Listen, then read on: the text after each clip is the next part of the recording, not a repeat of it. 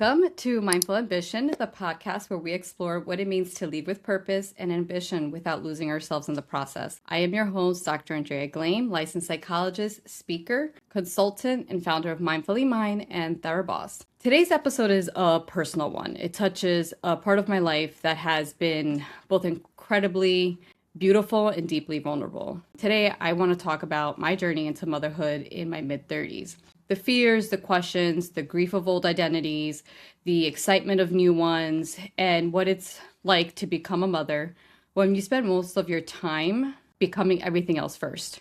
This episode was inspired by so many conversations I've had over the years with colleagues, friends, women who have sat across from me from different seasons in their lives, women who were starting to have conversations with their husbands about going into motherhood and having a baby, women who decided to become a single mother by choice, women who were excited and deeply terrified of their health, terrified of their careers, terrified of fertility, terrified of the timing, financial security, terrified of what they might lose.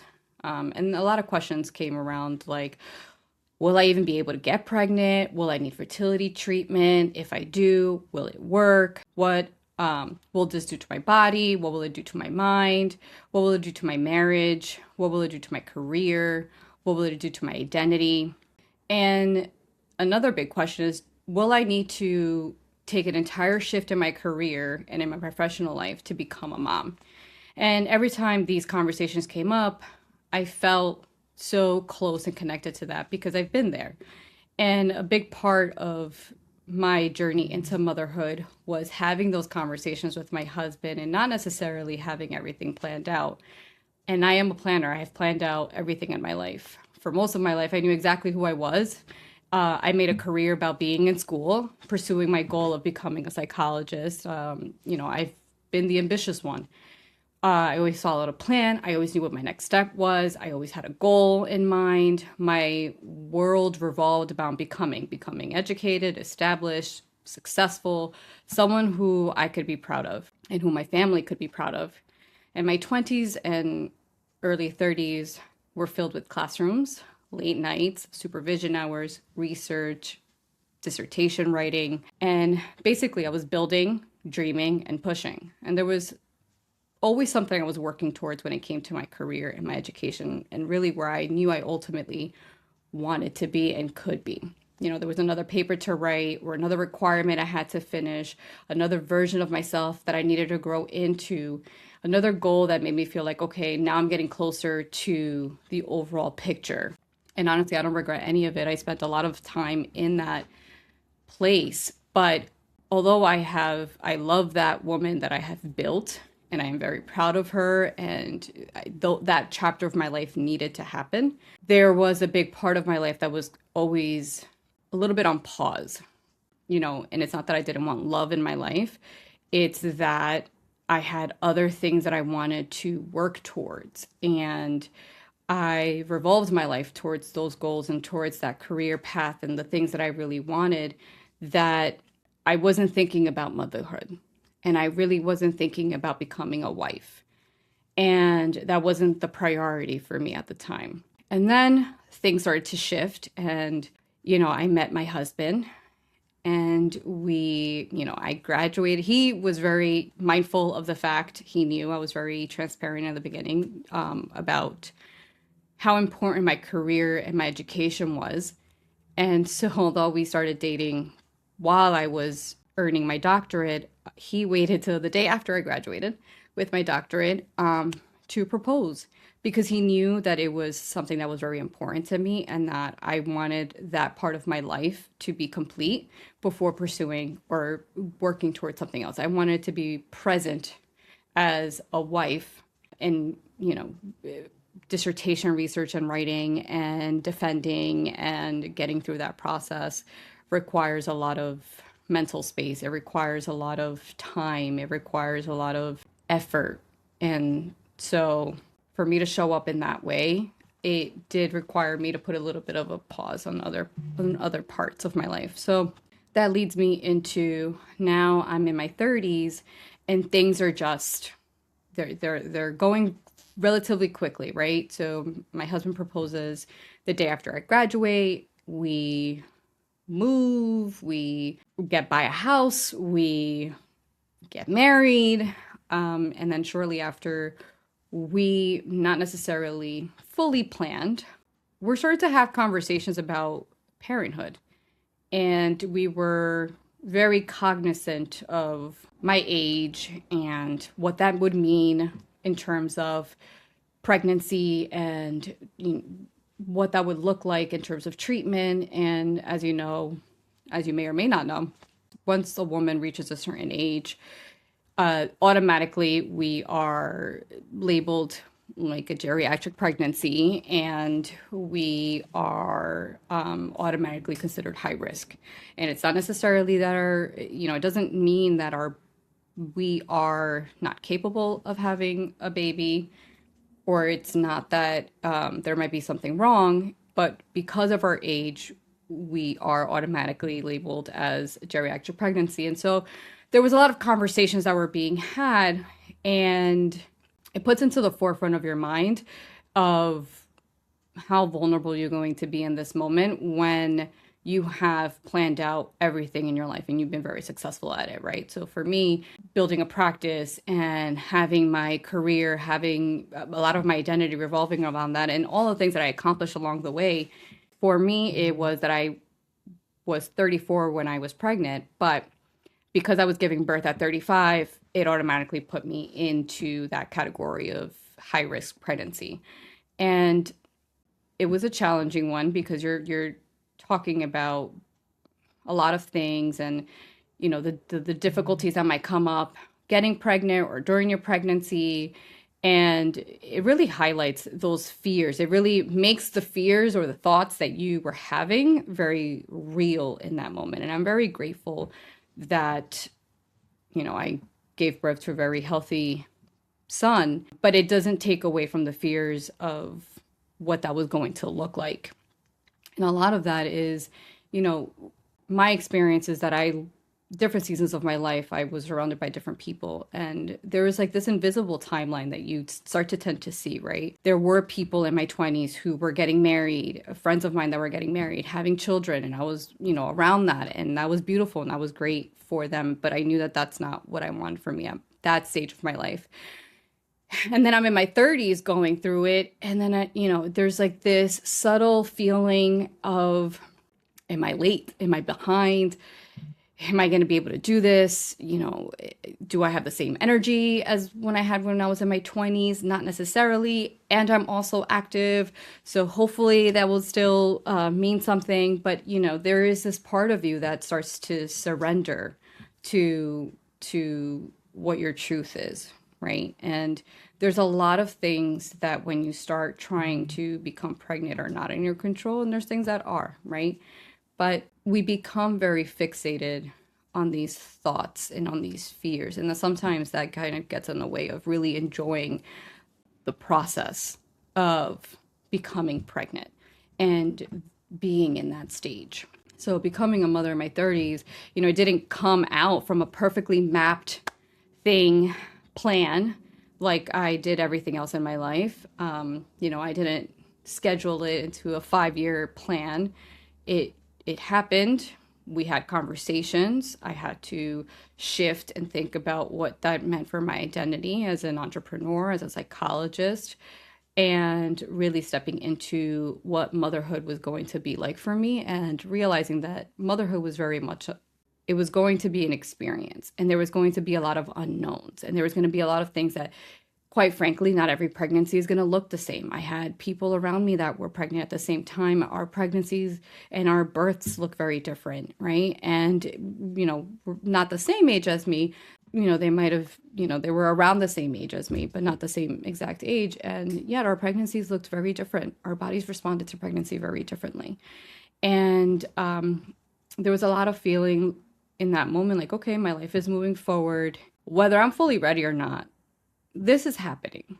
And also a feeling of whether I'm ready or not, if this is something that I want, this is something that I have to start to get comfortable with the idea of it happening.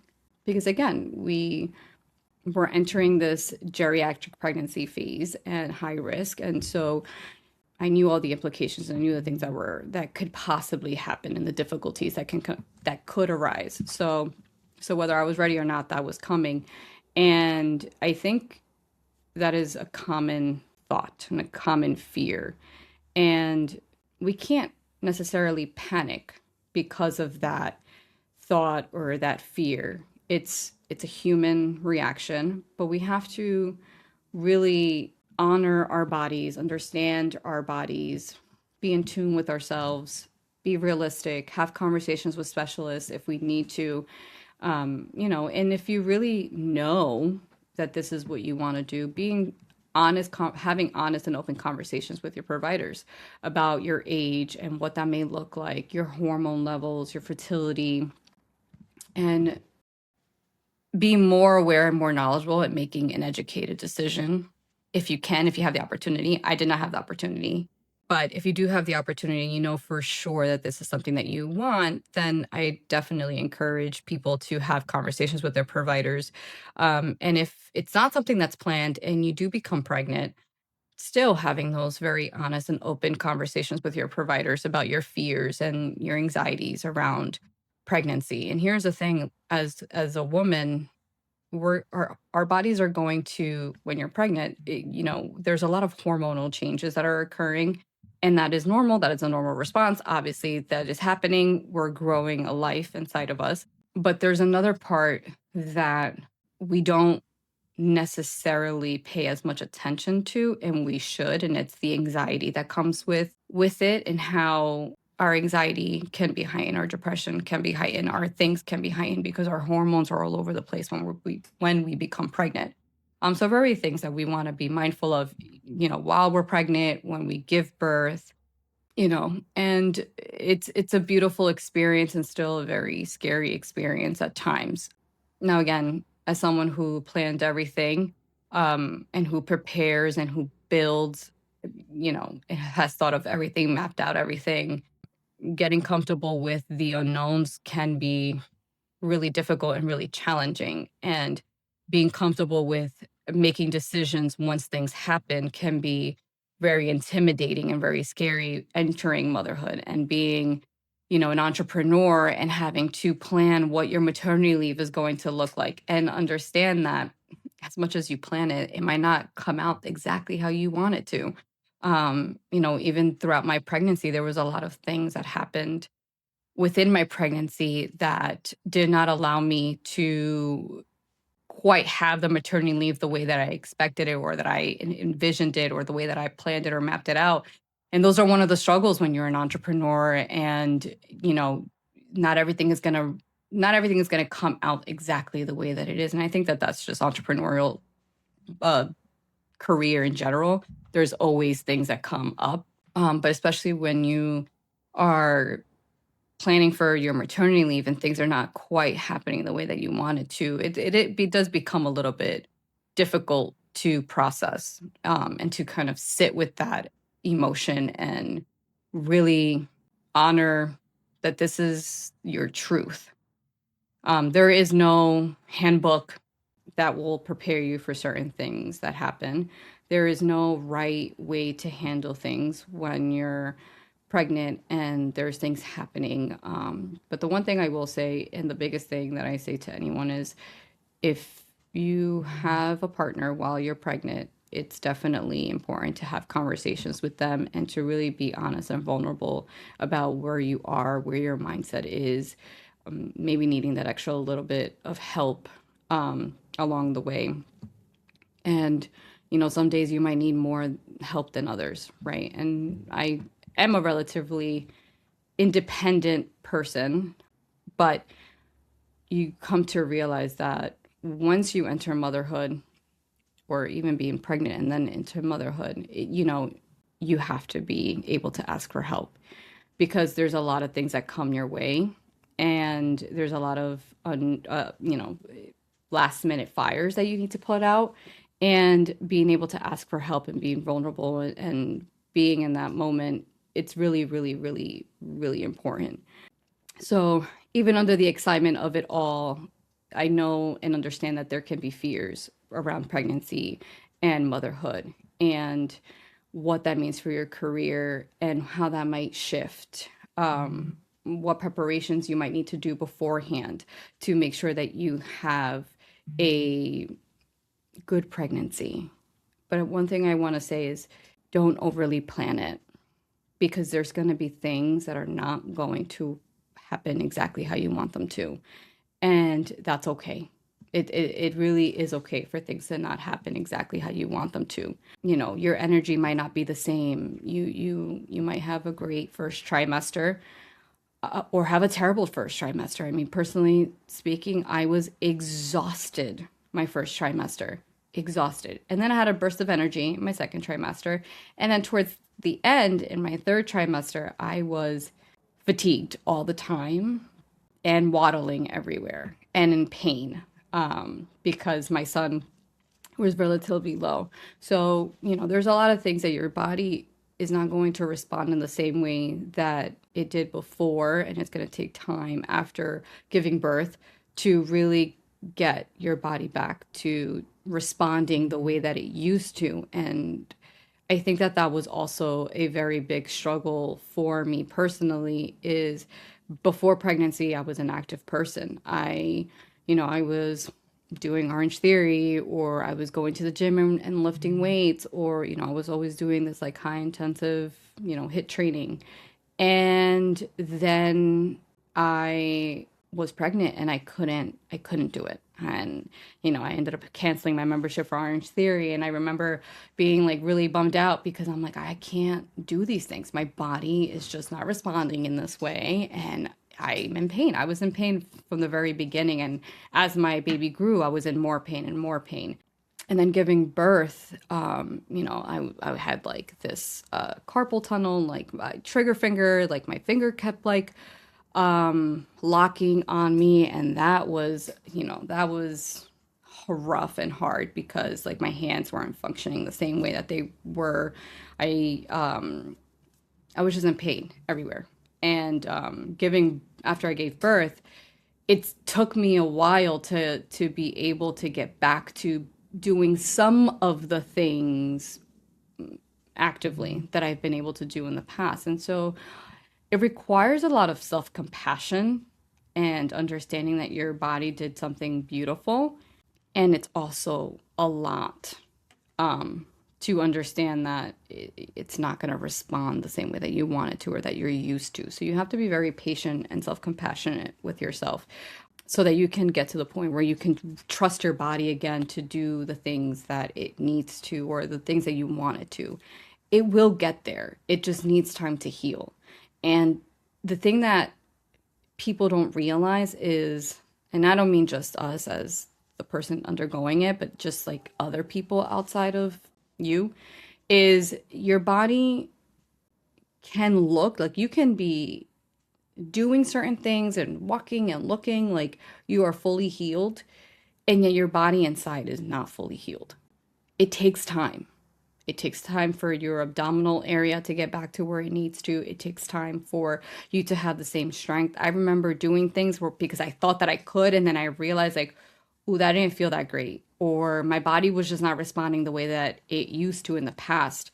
And so that mindset takes a toll, right? And so like one of the things that I say is that motherhood and pregnancy really stretches you in a way, physically, emotionally, mentally, it's, spiritually, it just expands you in a way, and it tests you in a lot of ways. And some are great, and some are, you got to go through the motions of the emotion and sit with what you're feeling, and kind of, if you need help with processing the emotion. I always tell people, it doesn't hurt to speak to someone who is not in your family or is not a friend, so a therapist, who can really help you organize your thoughts and your feelings, and release kind of that feeling of guilt that comes sometimes with feeling the things that you're feeling, right? Being upset because your body's not responding the same way, or feeling that grief because, the grief for the version of you that was able to do these things, or the version of you that, didn't have to have this extra thing to think about, right? So thinking about for me, prior to motherhood or prior to being pregnant, I would get up in the morning, go work out, come back home, make breakfast, and then, get ready for my day, whatever that looked like, whether I was seeing clients or whether I was, going to an event or whatever it was, right? I didn't even think about it. I didn't skip a beat. Sometimes on the way back home, there was a Publix. So I would, go work out, come home, stop at Publix. If I needed to pick up a few things, again, come back home and do things that I had to do, not even thinking about it, right? So, but once you enter motherhood, there's an extra step, right? You got to think about, well, I can't just leave and go work out. I have to think about childcare and what does that look like? And, childcare, you're under certain time and hours based on what your childcare provides, right? So your life does start to change in certain areas. It doesn't mean that you can't be just as equally as ambitious with your career. It doesn't mean that you can't find your way back to your physical activities or being active or doing the things that bring you joy and peace. It's just that there is that extra step. And it's okay to feel upset because you have this extra step or feeling guilty, right? Because now you're grieving the version of yourself that didn't have to think about that, right?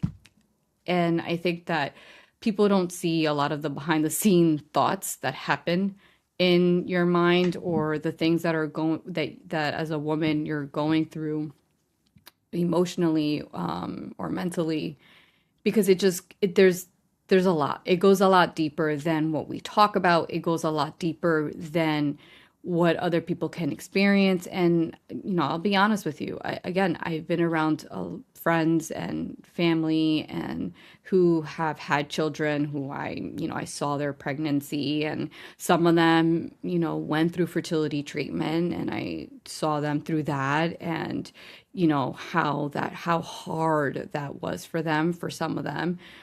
I worked at a fertility treatment center, and you hear stories, you hear a lot of stories, and I'm always grateful for having worked at a infertility clinic, because at the time, who the head doctor was very adamant about, everyone in the clinic knowing what this treatment was like and what the process was, and teaching and educating was a priority. And so I was very grateful that I was exposed to that.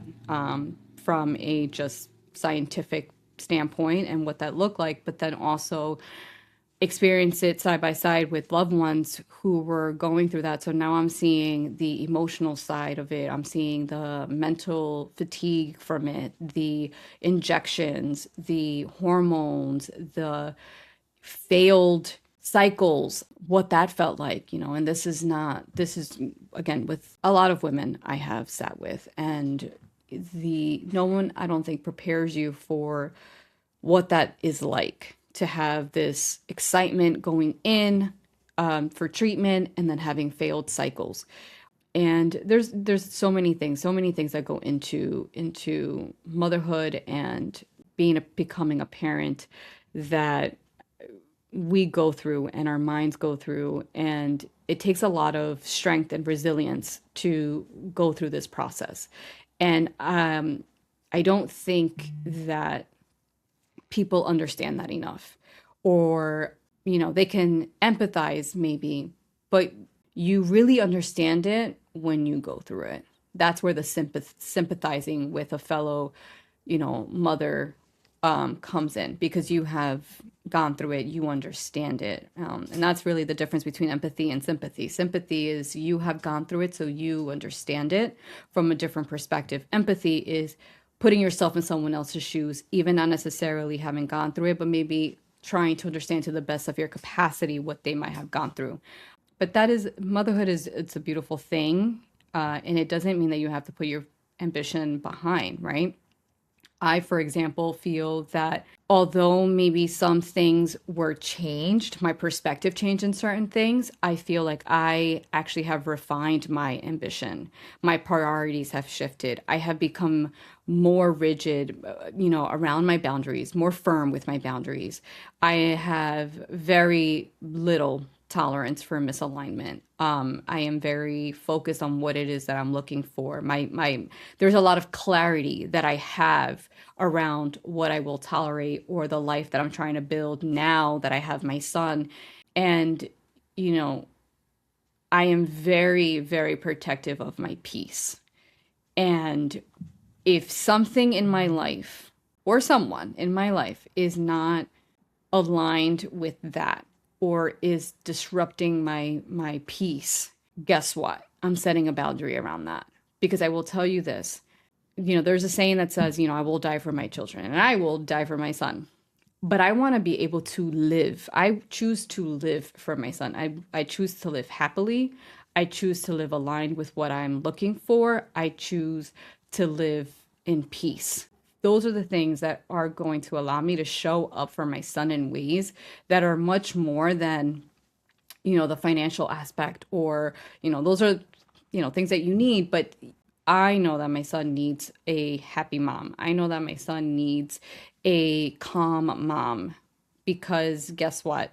My toddler at the moment has a lot of big emotions and no vocabulary to express them. So there's a lot of physical representations of that, right? There's a lot of things that he is doing and it's the best way that he knows how to express his emotions right now without words. In order for me to be able to manage those emotions, I need to be at peace. I need to be aligned. I need to be okay. And if things are not happening, then it becomes a lot. It's already a lot. You're going to be overstimulated. Depending on whether you have lack of sleep or they're going through a sleep regression or they're teething or, again, if you're pregnant and you're not sleeping and there's a lot of things, maybe your partner is also not communicating with you well or you're just not in the mental space for that, right? There's a lot of things that are happening from the minute you get pregnant to after that we go through. And we go through different seasons and different phases. And it's so important to have the support. It's so important to find that love for yourself, that compassion for yourself, that patience for yourself. And really, like I said, my life and my ambition just got redefined once I had my son. And once that pregnancy test came back positive, I knew that things needed to change. And I think that I have been more driven in many ways than I think I've ever been. I feel that I have such an alignment with my vision, such a great belief in myself. I think that my confidence even became more so after having a baby because quite frankly, it's such a beautiful thing to go through. It has its moments, but in essence, it's a beautiful thing to go through. And, you just get this inner strength that you didn't know you had. And quite frankly, once you are able to create a life, give birth and see that life and hold them in your arms, there's nothing you can't do. Like even before that, I knew I could do a lot of things.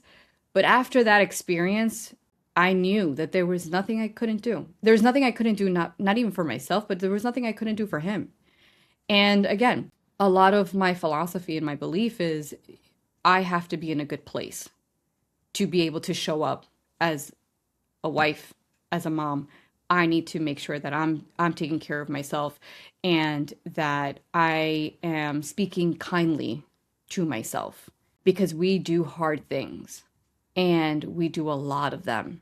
And when you're career driven, things might shift a little bit, right? You might have a moment after giving birth that you're going to really have to think about, what does this mean? What does this look like? What parts of me can come back into work, whether you are working for a company or you're, an entrepreneur or you're in leadership. You have to really think about the culture that you're working in. What do you have tolerance for? In what ways is your schedule going to need to shift slightly for you to be present with yourself, with your family, with your son, with your employer, with your employees, if you're an entrepreneur, really redefining that. And and you wanted to have a moment of reflection and just, think about, how do I want to show up in this season of my life? Who do I want this woman to become? What fears do I need to let go of? Especially if you're going to enter into motherhood, if you're trying to get pregnant or you're thinking about getting pregnant, what mindset do I need to have to enter this so that I can be in a better place? What fears, what things do I need to let go of? What negative self statements do I need to let go of? What parts of me am I afraid of losing? But what parts of me am I going to gain? What my motherhood add to my leadership style, to my ambition, rather than focusing on what it's going to take away, think about how it's going to transition you, right? I know someone who mentioned one day to me that they were told that they're too mothering in their leadership style. And, she is a mom and she works in a very male dominated industry. And all I can think of was, but see, that's what makes you great. Like that mothering, that nurturing part, that ability to be emotionally intelligent with your staff is actually your superpower as a leader. Like channel that. If that's what's coming out, channel that, because that is what's going to make you a better leader. So think about that. In what ways is motherhood going to change maybe your leadership style, or how you're going to show up for your team and those that, report to you, whether you're an entrepreneur, you work for a company, you want to be able to really just step in and not give in to the fears. Understand where they're coming from. Fears protect us. Anxiety protects us. But you don't want it to make it have you shy away from something that can be very rewarding, very life-changing in a positive way for you. Lean into it with curiosity over judgment. And I leave you with that today. Lean with your curiosity, lead with your curiosity into motherhood and really what that may look like for you, and in the ways that it's going to change you, in the way that it's going to challenge you, in the ways that it's going to show up for you, and let go of the judgment of it all. Thank you for joining me on this solo episode of Mindful Ambition. If today's conversation resonated with you, share it with a woman who's navigating this season quietly. You're not late. You're not behind, and you're allowed to build a life that honors both your ambition and your humanity. Until next time, lead intentionally and trust your timing just as much as your vision.